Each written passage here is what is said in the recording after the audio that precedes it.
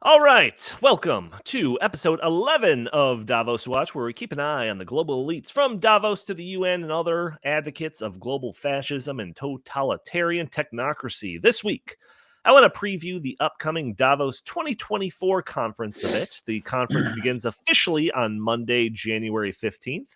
The conference will bring together more than 2,800 leaders from 120 countries. The conference will feature more than 200 sessions, most of which will be live streamed for your viewing pleasure. The World Economic Forum seeks to bring leaders of the world together in an attempt to, quote unquote, advance dialogue, strengthen cooperation, and deepen partnerships on critical global challenges. Notable attendees this year will include the President of France, Emmanuel Macron, President of the Ukraine, Vladimir Zelensky, the head of states from Spain, South Korea, Greece, Ireland, just a whole bunch of other places. There's going to be a head of state from the Republic of China is going to be there. Anthony Blinken's going to be there. The Stooges themselves, Al Gore and John Kerry, will be there. Basically, anybody who is anybody is going to be at Davos 2024. This year's conference has a main theme of rebuilding trust. According to the World Economic Forum press release, quote, the program embodies a back-to-basics spirit of open and constructive dialogue between leaders of government, business, and civil society.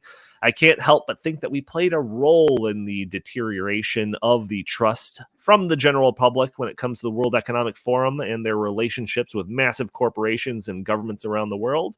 So, rebuilding trust is the overarching theme for the conference, but the program itself is also divided into 4 subcategory themes. The first one, achieving security and cooperation in a fractured world. The second, creating growth and jobs for a new era. The third, in artificial intelligence as a driving force for the economy and society, and 4, a long-term strategy for climate, nature, and energy.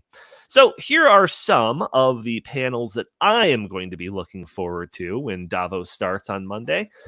The business case for EU enlargement is the name of one session. The description reads, nearly 20 years after the European Union's Big Bang enlargement in 2004, the bloc's long-stalled ambition to accept new members has experienced a striking revival.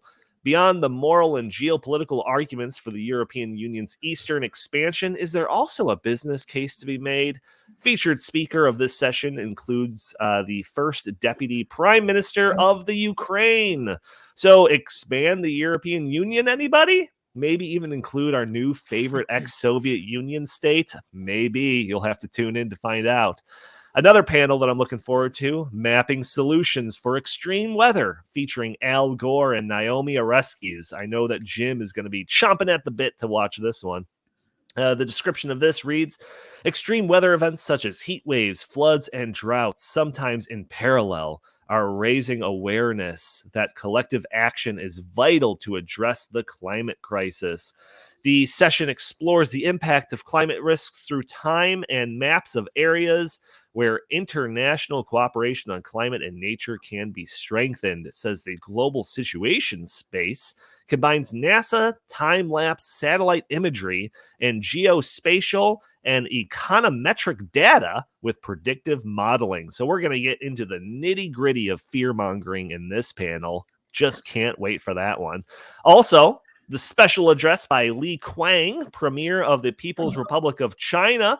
Li will be joined on stage by Klaus Schwab himself, so I'm very much looking forward to seeing Klaus Schwab kiss up to the Communist Party of China. That one is a can't-miss panel.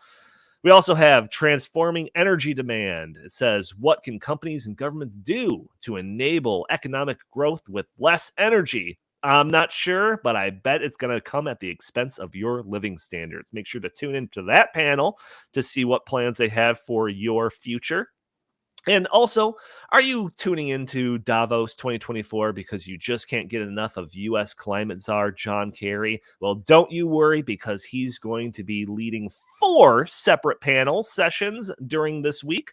The first movers for Frontier Clean Technologies panel, they discuss countries pouring more money into their renewable energy products.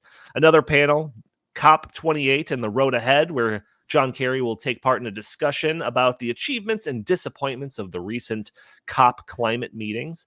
Another panel that features John Kerry, tripling renewables, make it rapid and responsible, where they'll discuss the goal of tripling global renewable energy in just the next 6 years. And my personal favorite one that I definitely am going to be watching is decarbonizing emerging markets. And where in this panel, they're going to be talking about emerging markets and how they need to grow by utilizing renewable energy, because renewable energy is so good that it can power an emerging economy.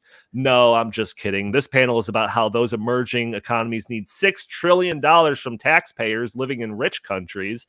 And if we just pour that $6 trillion into these countries, then we can achieve net zero by the year 2050. So there's fun for the whole family, whether you're interested in clean energy, climate change, gender pay disparity, artificial intelligence, or disinformation. Davos 2024 has something for you.